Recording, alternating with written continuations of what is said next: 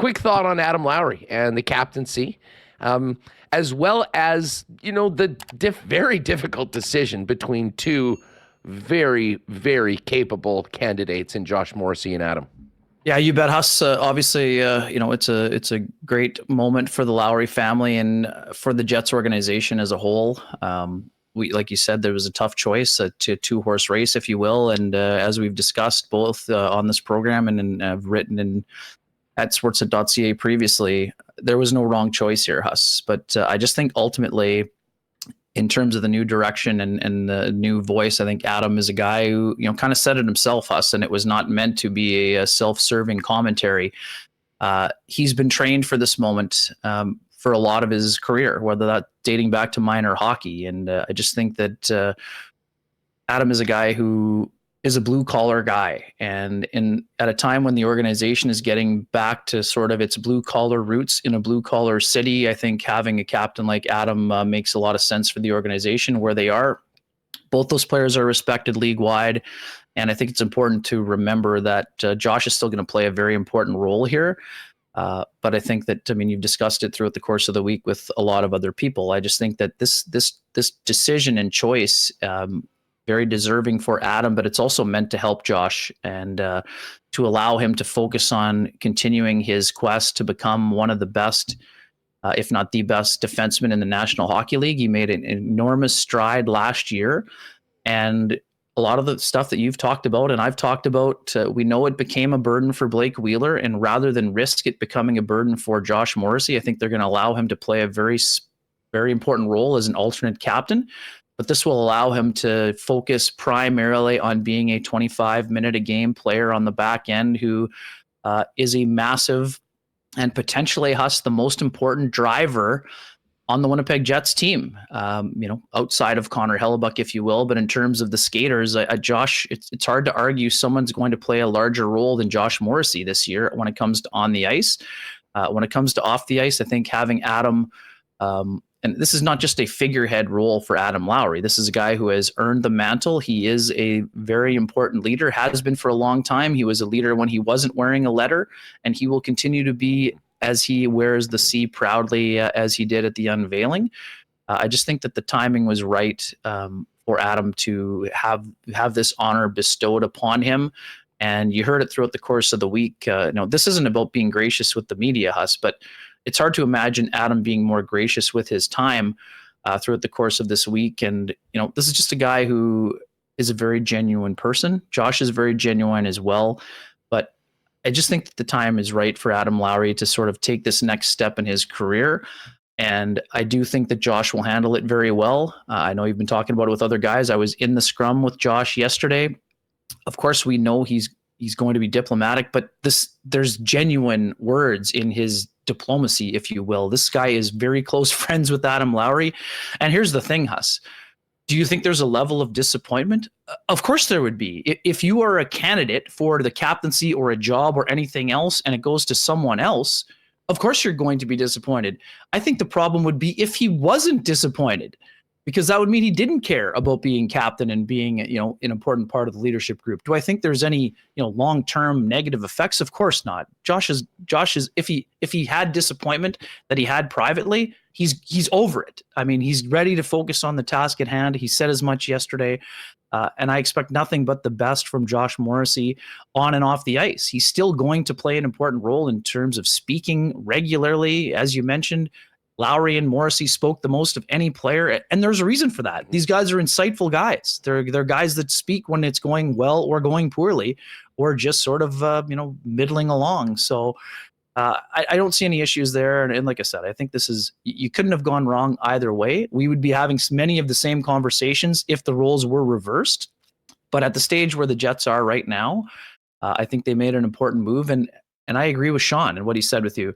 The fact that Kevin Cheveldayoff used ushering in a new era was not an accident. And, I think that Adam is the kind of inclusive person who is going to allow this group to sort of start, with its culture change, if you will.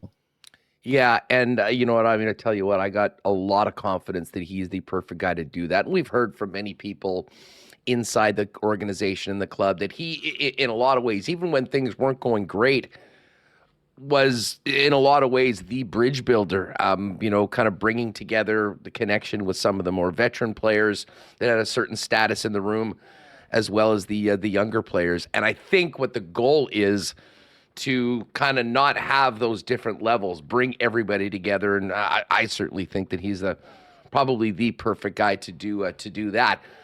Ken, this weekend we're going to get a chance to see the prospects, likely many players from the Manitoba Moose, the more recently drafted players get after it out in Penticton. What's at the top of your watch list when it comes to this quick tournament before training camp gets going next week? Yeah, Huss, right now, I'm the conductor of the Gus Bus, but you and I are sharing membership in a new fan club, I Walk believe. with Elias. Yeah, I think the most intriguing player, not just at the Young Stars Classic, I think one of the most intriguing players at the Winnipeg Jets training camp this year is going to be Elias Salomonson. I do think it would take an awful lot, and I am not expecting him to go flat out steal a job this year as a 19-year-old on the Winnipeg Jets, though I wouldn't rule it out entirely, Huss. I watched him again the other day at the rink, and all the things we talked about, again, we never want to go crazy development camp because we know some guys have been skating a lot, some haven't been skating at all. Elias Salomonson looks like an NHL player already. And I'm not saying, I understand this is not against NHL competition or anything else, but when you look at his movements and the things that he does well, he's going to be a guy that, although a little bit under the radar now, Huss, Salomonson is going to go down as a bonus first-round draft pick for the Jets, even though they got him at 55. This guy's going to have a long career and a productive one. And I think he'll be in a Jets jersey within the next, let's just use the word, 2 years. I don't think he's going to do enough to, be in the opening night lineup unless something wild occurs or if there's an injury or something else. But I can't wait to see him in real preseason games, Huss. And that's not to say that, it just means that there is a lot on the horizon for Salomonson. Is he going to get 60 points? I don't know. But what I know is he's incredibly mobile. He is very smart. And he has the type of game that is going to endear himself to Jets fans. He may not have eye-popping offensive totals, but he can contribute offensively. He's not the biggest guy, but he gets involved physically. It's part of his game. And he has a great demeanor, like so many Swedish players do. So, ultimately, I think he's going back to Skellefteå to play another year in the SHL, which will help his development. But this is a guy who's going to be in the NHL before long, Huss. And then I'm excited to see him at a Young Stars tournament where, he'll be one of the older players and a guy that's leaned on. He's going to be playing with Tyrell Bauer, who's shifted over to the left side here for this event. It's an exciting time for him. And I mean, Huss, the other part too, like this isn't just a one-man show here. I mean, the Jets top line in game one is going to be Chaz Lucius, Colby Barlow, and Nikita Chibrikov. So if you're looking for a little bit of offensive flair in your life this weekend, you might want to check these guys out. There has the potential to have a little bit of high-end scoring ability from those three guys. And obviously looking forward to seeing Brad Lambert. I mean, obviously he had a massive training camp with Winnipeg Jets last year. And as we talked about at the time, it was important for people to realize, most of those games were against AHL or junior competition that he played and really was able to shine. This is a guy who had a great year last year. He's excited about the year ahead. And he has, rounded out his skill set. But ultimately, I think Brad Lambert is going to need to dominate at the AHL level. And I know you're talking about it with Murat too.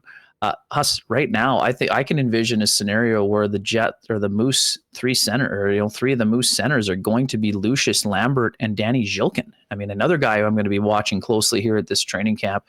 That's very young down the middle, but they're going to have guys like Tony Nato playing on the wing that can provide some insulation for guys who don't have, a ton of experience at the pro level playing down the middle. But ultimately, the Jets are going to need one or two of those, maybe even three of those guys to pop down the middle. And The other thing too, the masked men, we're watching these guys this weekend. Thomas Milic is going into an interesting situation with this NHL training camp. It's a bit of a crowded crease with the Manitoba Moose. Can you stick around? Will there be 3 for a while? Do you go to the ECHL like Michael Hutchinson did, where you get all the reps and then you get a chance to move your way up the ladder eventually? What do you think? Let's just speculate for a moment about that, because Delia's here, Salmon and Milic. Milic, I would imagine, has the most long-term potential. Youngest is the guy that they're going to definitely want to play. Like, is the ECHL the most likely destination for Milic? Or if he has a good camp and shows that he's ready to go in the American Hockey League, does he go in there and almost become a priority of the Moose to get him in to a number of games? Not necessarily maybe a number one role, but to play enough to, really benefit in this first-year pro. Yeah, it has to be honest, it's going to be up to how the goalies play for sure, to a certain degree, especially early in the year. I could see them carrying 3, but ultimately Milic needs to play a lot. So I do think that the ECHL is the most logical is the place where he's going to play the most games this year, barring something unforeseen, which, we've noticed this before. It happened with Eric Comrie. Colin Delia has some NHL experience. If some team has an injury, could Delia be plucked off waivers? Well, maybe. Of course he could. He's got experience, and he's a guy who's respected in the goalie field. Now, we're not projecting that to happen, but it could happen. I mean, and also too, nobody wishes this upon anybody, but Laurent Brossoit is going to need to stay healthy. Like, Colin Delia is insurance for Brossoit staying healthy, but he's also insurance for what happens with Connor Hellebuyck ultimately. So I do think that at the beginning of the year, you're probably going to see Milic spend the majority of his time in the ECHL. Now, again, barring something unforeseen, and goalies often won't see it at the time, but Thomas Milic is a pretty smart guy. Has passed over in the draft 2 times. I mean, this guy, all he's done is win. So I don't think he would see that as an impediment to his development if he spends some time in the ECHL. Having said that, I expect him to push for work with the Manitoba Moose before the year is over, because this guy all he does is win, right? All he does is stop pucks and win. I mean, it's funny. I was talking about this with someone at the rink this week. They're similar in stature, Devin Levi and Thomas Milic. One of them was passed over twice. The other guy is seen as the best goalie prospect in the NHL. Right? Was he a 7th rounder? Right, exactly. So late bloomer as well. So Milic is a guy who has high and long range prospects as long as his development path continues. But I think part of that could include some ECHL time, which is only going to strengthen his resolve. I had a quick chat with Milic in the hallway this week at the rink, and he's jazzed. I mean, this is great for him. Guys from BC, he's fired up to get into this Young Stars situation, and then he's pumped about the NHL camp. I mean, and then he'll be pumped about the Moose camp, and he's just going to try to make it as difficult as possible for the Jets and then the Moose to ultimately, if they have to send him to the ECHL. But this is a guy who likes to win and he likes to stop pucks. And another guy in that same breath is Dom DiVincentis. And I mean, he's also come off a 55 save game back in the O just before coming here to camp. Obviously, the confidence is high heading into this weekend. The confidence is very high, and the Jets have a great pairing between the pipes when it comes to the long range forecast of goalie prospects, and they should have the best goalies at that event. Again, it's important not to overreact. There will be an element of there's a lot of high end players and high first and second and third round draft picks that are going to be participating. But there's a lot of scrambly play that happens at these events. You got some guys on PTOs, you got some guys outside of the organization playing for other teams, guys just trying to turn some heads. So, all those things are going to be a factor. But I think for the Jets, they're excited to see these guys on the ice in game situations, and it will help them get their feet wet for them when they show up for main camp starting on the 21st with the first official skates after the medicals and physicals happen on the 20th. Ken, at this point, we can almost refer to this next topic as evergreen content because we've been talking about it for a long time. However, some interesting reports from some of the insiders, including Elliot Friedman. What is your take right now on Mark Scheifele and Connor Hellebuyck's situation with the Winnipeg Jets heading into training camp with expiring contracts at the end of the year? Yeah, hashtag parallel tracks. I think it's going to be the training camp of parallel tracks after Kevin Cheveldayoff mentioned earlier this week that it's been made clear to the players who are not on expiring contracts and certainly to the players who are on expiring contracts that the situations will be dealt with, but ultimately the top priority has to be winning. And that's what this organization is focused on. What we know is that Kevin Cheveldayoff is planning to sit down with Connor Hellebuyck. We don't know for certain if that has occurred yet. We imagine that if it hasn't, it will be happening before training camp, and that they're going to take another run at this. Now, we don't know how Hellebuyck's camp will respond. Are they interested in getting a deal done right now? Do they want things to play out? I mean, there's a level of patience that is required on both sides, and there has been a level of patience shown by both sides to this point. Do I think the Jets are going to make their best offer to Connor Hellebuyck in the next 2 weeks to 4 weeks before the season gets going? I do. Now, does that mean they could move later on? I don't know. Only Kevin Cheveldayoff and Mark Chippen know that for sure. Do I think they're going to try to get a deal done? Yes, but ultimately it's up to the player in terms of the timing here. Well, when it comes to Mark Scheifele, I don't see this as a distraction for him. I expect Mark to handle it the same way Elias Lindholm did this week. He's going to say, I'm keeping my options open, and one of those options is to remain with the team. So Mark is going to be maybe under the microscope for his actions more than his words. Huss, I think that's the way I'm going to put it. I think the door is open for both players. Do I think that one is more likely than the other? I think that right now it's been clear, Huss, to this point, Hellebuyck has been the priority, and we'll see if that continues to be the case. I think until Connor Hellebuyck tells the Jets flat out he is not intending on signing with the Winnipeg Jets, he's going to be the top priority for the Winnipeg Jets. And in terms of Mark Scheifele, Mark is keeping all of his options open. One of those options has always been to remain with the Winnipeg Jets, but ultimately it's going to come down to what the dollar and the term is offered. And we'll see what happens there. And Huss, we know this. We've been talking about this for months. The most important part for both players, and accordingly for the Winnipeg Jets, is for both of those players to be key contributors.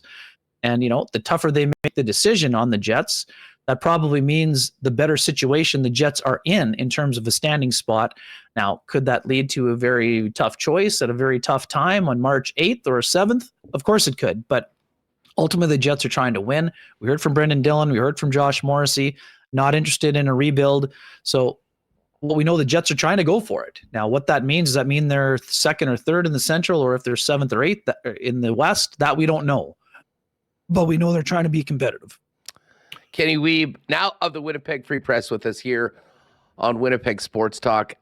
Ken, the other, I guess the other conversation that would certainly fall under evergreen content is the loaded blue line. This week, Declan Chisholm signed a 1-year, 2-way deal, which was interesting. And again, for what it's worth, we talked at the draft to a number of people about, Chisholm and, would this be a guy that would get picked up off waivers? And a number of people thought he would. I mean, who knows what that case is. But what do you think the chances are of a similar situation to last year where the Winnipeg Jets lose a young defenseman that they put a lot into because there's just no room up on the blue line? I mean, that situation pretty much remains the same. You got Ville Heinola in the mix, who has a real uphill battle, I'm sure, to be on the roster because he is waivers exempt. Take a look into your crystal ball here as we head into training camp, and we pretty much know who the top 6 is. Where does that leave the other guys that aren't in the returning starting lineup? Yeah, I mean, I think that it's interesting. I mean, obviously, I thought one of the hangups might have been that Chisholm's camp might have been looking for a 1-way, and maybe either they weren't offered a 1-way or they just thought, you know what, never mind, right? We'll go from here. And we know he has a $120,000 guarantee in the minors, even though the AHL deal is $90,000. But ultimately, I don't think that's going to factor in us. I think that Declan Chisholm is on the Jets. I mean, we know he needs to play, but I don't see the Jets risking putting him on waivers if they think he's going to be claimed. And as we mentioned, we think that he would be claimed. I mean, yes, he's a first-round pick, not a first-rounder, but he's shown enough in his development path. But I think either some team is going to have an injury, or some team is going to think that he could play in their, top 6 or on their third pairing. And for me, just for having watched him briefly yesterday, Declan Chisholm's mobility and ability to check with his stick and his feet is something that could be beneficial to the Jets defense corps. So I see him being on the team, Huss. Now, I can't say here that he's on the third pairing. He's going to have to steal a job from somebody. But I don't see a scenario where the Jets don't keep him in that group of 8 that we've been discussing.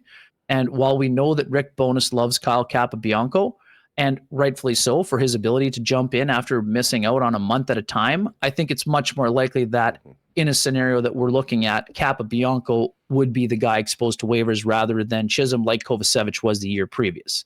That's not to say the Jets don't appreciate or like what he brings to the table. But Rick Bowness had a guy named Joel Hanley, who is in a very similar situation to Kyle Capobianco, had been sent to the minors up and down at times, when he wasn't waivers exempt. And, ultimately in the playoffs, in a lot of important games, including last year, Joel Hanley was finding a way to get himself into the lineup over guys that were ahead of him on the prospect sheet, like a Niles Lundqvist, guys like that. So I think that the Jets still value Capobianco, but I don't think that they would be willing to give up the 5 years of investment on Declan Chisholm for a guy who's going into the last year of his deal. So does that mean that Logan Stanley is safe? Of course not. I mean, Logan Stanley's going to have a great camp. You were talking about it earlier this week as well. He needs to be impactful. I mean, Huss, all the things that we talk about, the Jets defense corps and changing its complexion, Logan Stanley has all of those characteristics, right? A big guy that can skate and is mobile, and when he's playing his best, making smart decisions in terms of his puck movement. As you mentioned yourself, he hasn't always been as physical on a consistent basis as he needs to be to become an established NHLer in a top 6. But that's not to say that, maybe this is the summer where Logan Stanley looked at his situation and said, it's kind of now or never for him. Whether that's now or never with the Jets or with another organization is, remains to be seen. But for as long as he's here, he knows what he has to do to get himself back up on the pecking order where he got bumped down on the depth chart. Whether he does it or not is up to him, Huss, right? So I'm curious to see how that turns out. But if I had to predict today, I would say that it's more likely that Capobianco or Stanley would be the guys who aren't around rather than Chisholm being lost on waivers potentially if he had to be, exposed. And then there's Billy. Well, sure, right. And he's not out of it, Huss, and that's situation. The thing. No doubt.